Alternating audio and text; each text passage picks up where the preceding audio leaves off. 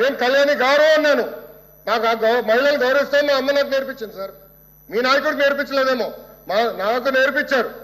మహిళలు ఎట్లా గౌరవించాలో నాకు తెలుసు సార్. శాసనసభ సాక్షిగా మా తల్లిని అవమానించారు. కావాలంటే video will play it now. Audio ఉంది దాంట్లో క్లియర్ గా. ఒక తల్లి ఆవేదన బాధ నాకు తెలుసు సార్. నేను చూసా. 3 నెలలు పట్టింది మా తల్లి రికవర్ అయ్యేదానికి. You please don't lecture me on respecting women. నేను కళ్యాణి గారు అన్నాను. కానీ రికార్డులు లేని మేడం గారు అన్నా. ఏకవచ్చంతో ఏనాడు నేను మాట్లాడలేదు సార్. నాకు చిత్తశుద్ధి ఉంది సార్. వినండి సార్, మీకు ఓపిక లేకపోతే బయటకు వెళ్ళండి. I no problem. Please listen. మీ తల్లిని అవమానిస్తే మీరు రిటర్న్ మారుతారా?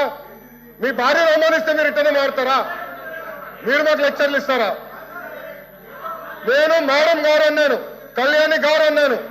సార్ ఏమన్నారు? మేడం గారిని అన్నా. నేను మేడం గారిని ఏనాడు అనలేదు. మహిళలంటే నాకు గౌరవం సార్. ఆయన పార్వల్ రెస్పెక్ట్ ఉంది. అరే మీకేం తెలుసా? అట్లా మారుతా లూజ్గా ఏం మారుతున్నారో తెలుసా మీకు? ఒక తల్లిని అవమానిస్తే ఎంత బాధపడుతుందో మీకు తెలుసా? నేను చూశాను. 3 నెలలు 100 రోజుల బాధ నేను చూశాను.